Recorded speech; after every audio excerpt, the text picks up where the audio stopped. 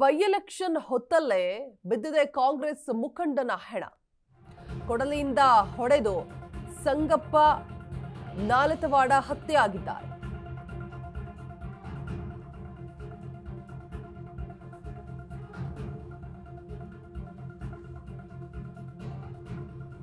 ಬಾಗಲಕೋಟೆ ಜಿಲ್ಲೆಯ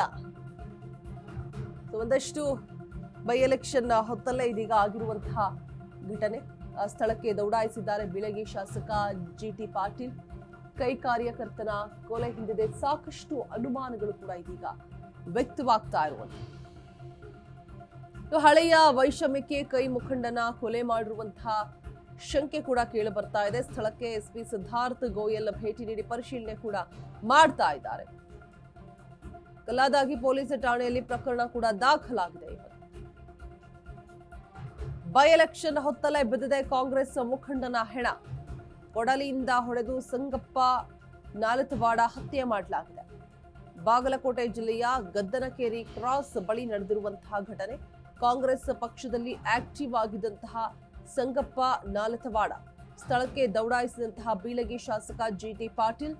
ಕೈ ಕಾರ್ಯಕರ್ತನ ಕೊಲೆಯ ಹಿಂದೆ ಸಾಕಷ್ಟು ಅನುಮಾನಗಳು ಕೂಡ ವ್ಯಕ್ತವಾಗ್ತಾ ಇರುವಂತದ್ದು. ಹಳೆಯ ವೈಷಮ್ಯಕ್ಕೆ ಕೈ ಮುಖಂಡನ ಕೊಲೆ ಮಾಡಿರುವಂತಹ ಶಂಕೆ ಕೂಡ ಇದೀಗ ವ್ಯಕ್ತವಾಗ್ತಾ ಇದೆ. ಸ್ಥಳಕ್ಕೆ ಎಸ್ಪಿ ಸಿದ್ಧಾರ್ಥ ಗೋಯಲ್ ಭೇಟಿಯನ್ನ ನೀಡಿ ಪರಿಶೀಲನೆ ಕೂಡ ಮಾಡಿದ್ದಾರೆ.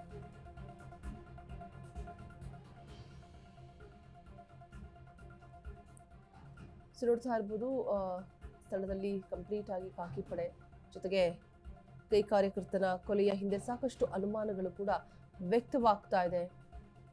ಬೈ ಎಲೆಕ್ಷನ್ ಹೊತ್ತಲ್ಲೇ ಆಗಿರುವಂತಹ ಕಾರಣಕ್ಕೆ ಹಳೆಯ ವೈಷಮ್ಯ ಇದ್ದು ಕೊಲೆ ಮಾಡಿರುವಂತಹ ಶಂಕೆ ಇದೀಗ ವ್ಯಕ್ತವಾಗ್ತಾ ಇರುವಂತದ್ದು. ಕಾಲದಗಿ ಪೊಲೀಸ್ ಠಾಣೆಯಲ್ಲಿ ಈ ಬಗ್ಗೆ ಪ್ರಕರಣ ಕೂಡ ದಾಖಲಾಗಿದೆ. ಸ್ಥಳಕ್ಕೆ ಎಸ್ಪಿ ಸಿದ್ಧಾರ್ಥ ಗೋಯಲ್ ಭೇಟಿಯನ್ನ ನೀಡಿ ಸದ್ಯಕ್ಕೆ ಪರಿಶೀಲನೆಯನ್ನು ಕೂಡ ಮಾಡ್ತಾ ಇದ್ದಾರೆ.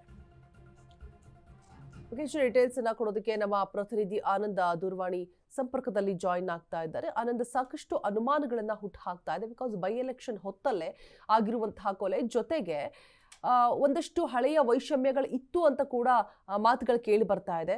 ಸೊ ಏನು ಎತ್ತ ವಿಚಾರಣೆ ನಡೀತಾ ಇದೆಯಾ, ಏನಾಗ್ತಾ ಇದೆ ಅಟ್ ಪ್ರೆಸೆಂಟ್? ರೋಜಾ, ಏನು ಅಂದ್ರೆ ಇದು ಕಳೆದ ರಾತ್ರಿ ಇಲ್ಲಿ ಗದ್ದನಕೆರೆ ಕ್ರಾಸ್ ಬಳಿ ಇದು ಒಂದು ಕೊಲೆ ಆಗಿರುವಂತ ಘಟನೆ ನಡೆದಿದೆ.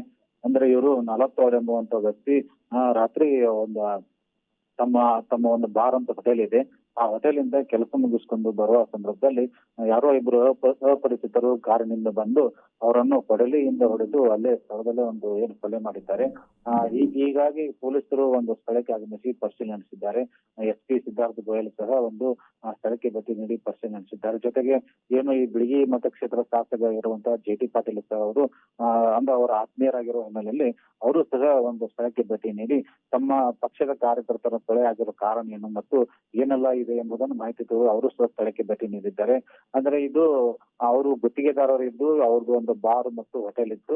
ಈ ಸಂದರ್ಭದಲ್ಲಿ ಮತ್ತೆ ಹಳೆ ವೈಷಮ್ಯ ಏನಾದ್ರು ಇರಬೇಕು ಅಂತ ಒಂದು ಅಂದಾಜು ಮಾಡಲಾಗಿದೆ. ಮತ್ತು ಈಗೇನು ಈ ಕೊಲೆ ಆದ ವ್ಯಕ್ತಿ ಅವನು ಗದ್ದನಕೆರೆ ಕ್ರಾಸ್ ಅದು ಬಿಳಗಿ ಮತಕ್ಷೇತ್ರಕ್ಕೆ ಸಂಬಂಧಪಡುತ್ತದೆ. ಹೀಗಾಗಿ ಅವನು ಬಾಗಲಕೋಟೆ ಉಪಚುನಾವಣೆ ಇದ್ದರೂ ಸಹ ಕಾಂಗ್ರೆಸ್ ಪಕ್ಷದ ಒಂದು ಕಾರ್ಯಕರ್ತನಾಗಿ ಅವನು ಕೆಲಸ ಮಾಡ್ತಿದ್ದ. ಹೀಗಾಗಿ ಇದು ಕೊಲೆ ಒಂದು ರಾಜಕೀಯ ಹಿನ್ನೆಲೆ ಹೊಂದಿದೆಯೋ ಅಥವಾ ಏನಾದ್ರೂ ಹಳೆ ವೈಷಮ್ಯ ಇದೆ ಎಂಬುದನ್ನು ಪೊಲೀಸರು ಈಗ ತನಿಖೆ ಮಾಡುತ್ತಾರೆ. ತನಿಖೆ ನಂತರ ನಿಜವಾದ ಮಾಹಿತಿ ಏನೆಂಬುದು ಬಹಿರಂಗವಾಗಲಿದೆ ಅಂತ ಹೇಳ್ಬೋದು. Roja, all right, thank you Anand. ಆಮೇಲೆ ಡೀಟೇಲ್ಸ್ಗಾಗಿ ಸಾಕಷ್ಟು ಅನುಮಾನಗಳ ಹುತ್ತ ಕೂಡ ಬೆಳೆದುಕೊಂಡಿದೆ. ಬಿಕಾಸ್ ಬೈ ಎಲೆಕ್ಷನ್ ಹೊತ್ತಲ್ಲೇ ಆಗಿರುವಂತಹ ಕೊಲೆ. ಸೊ ಕೊಡದಿಂದ ಹೊಡೆದು ಸಂಗಪ್ಪ ನಾಲತವಾಡವನ್ನ ಹತ್ಯೆ ಮಾಡಿರುವಂಥದ್ದು. ಹಳೆಯ ವೈಷಮ್ಯ ಏನಾದರೂ ಇರಬಹುದೇನೋ ಅನ್ನುವಂತಹ ಶಂಕೆ ಕೂಡ ಮತ್ತೊಂದು ಕಡೆ ವ್ಯಕ್ತ ಆಗ್ತಾ ಇದೆ. ಸಿಕ್ಕಾಪಟ್ಟೆ ಆಕ್ಟಿವ್ ಆಗಿರ್ತಾರೆ ಸಂಗಪ್ಪ ನಾಲತವಾಡ. ಡಯಾಬಿಟಿಸ್ಗೆ ಮೆಡಿಸಿನ್ ತಗೊಂಡು ಶುಗರ್ ಕಂಟ್ರೋಲ್ ನಲ್ಲಿದ್ದೀರಾ? ಆದ್ರೆ ಸತ್ಯ ಏನ್ ಗೊತ್ತಾ? ಅವು ರಕ್ತದ ಶುಗರ್ ಲೆವೆಲ್ ಅನ್ನ ಕಡಿಮೆ ಮಾಡ್ತವೆ ನಿಜ, ಆದ್ರೆ ದೀರ್ಘಕಾಲದವರೆಗಲ್ಲ. ಹೃದಯ, ನರಮಂಡಲ, ಕಿಡ್ನಿ, ಲಿವರ್ ಮೇಲೆ ಒತ್ತಡ ಬೀರುತ್ತೆ. ಒಂದು ಹೋಗಿ ಇನ್ನೊಂದಾಗುತ್ತೆ. ಮೆಹಾಟೋನ್ ಕೇರಳದ ಆಯುರ್ವೇದ ಫಾರ್ಮುಲೇಷನ್. ಇದು ಶುಗರ್ ಮಾತ್ರ ಕಂಟ್ರೋಲ್ ಮಾಡಲ್ಲ, ಇಡೀ ಮೆಟಾಬಾಲಿಕ್ ಬ್ಯಾಲೆನ್ಸ್ ಅನ್ನೇ ರಿಪೇರಿ ಮಾಡಿಬಿಡುತ್ತೆ. ಮೆಹಾಟೋನ್ ದೀರ್ಘಕಾಲದ ಸಹಜ ಜೀವನಕ್ಕೆ ಸಹಾಯ ಮಾಡುತ್ತದೆ.